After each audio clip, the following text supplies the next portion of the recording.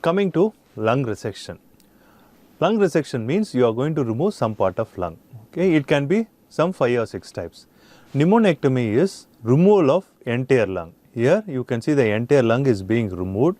A mass is being in the left main stem bronchus. So you have to remove the entire lung, or the entire lung will be destroyed and you have to remove it. This is called pneumonectomy. You are going to remove one full lung. Your lobectomy is you are going to remove only one lobe. Normally right lung has 3 lobes and the left lung has 2 lobes. And if you remove 1 or 2 or more lobes, when you remove 2 lobes, it is called bilobectomy. Coming to sleeve lobectomy, here you remove the lobe, but the bronchus involved in that lobe is also removed and the remaining bronchus is being sutured. Today we are going to deal with one important structures which determine whether your cardiac output is going to be adequate or not. The ventricle pumps adequate blood to the systemic circulation to this narrow structure, that is nothing but the aortic valve.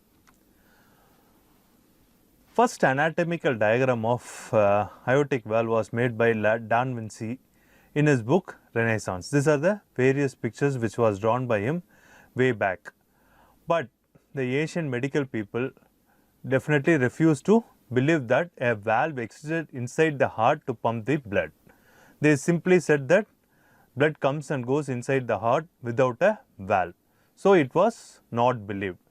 It was left to father of anatomy Vesalius to come out with aortic valve 400 years later. Why it is so different? Why it behaves so different? It might have various degree of hypertrophy. The location of hypertrophy can be different. It can be in the basal part or in the apical part or in the posterior wall.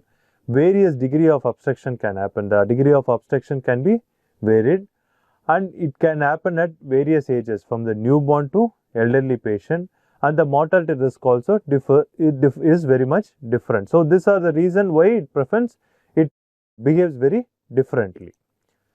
Coming to the nomenclature, it can be called as idiopathic hypertrophic subaortic stenosis IHSS, hypertrophic obstructive cardiomyopathy HOCM, asymmetric septal hypertrophy ASH, muscular subaortic stenosis, hypertrophic cardiomyopathy is a terminology by WHO, and subaortic septal bulge. These are the various nomenclature for HOCM. This mitral leaflet is divided into 3 parts. The anterior leaflet is divided into A1, A2 and A3, and the posterior leaflet is divided into P1, P2, P3, and these leaflets are attached via cordia tendineae by papillary muscle through the left ventricular wall, and there is posteromedial papillary muscle and the anterolateral papillary muscle. Here you can see the posterior leaflet, anterior leaflet, cordia tendineae, papillary muscle, which is the anterolateral and the posterior medial, attached to the left ventricular wall, and the fibrous annulus attached to the left atrium. This is how a mitral valve apparatus functions. Coming to the echocardiac view of the mitral valve, this is a video of patient with mitral stenosis where I recorded the blood pressure, LA size and the gradient across the mitral valve. Normally, let us look at the baseline value. Here the blood pressure is 120/80 and the PA is around 31/18. The heart rate is 80.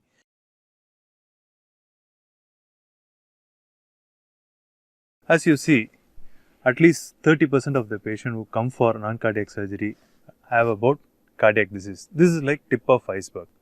But what we don't see is this thing.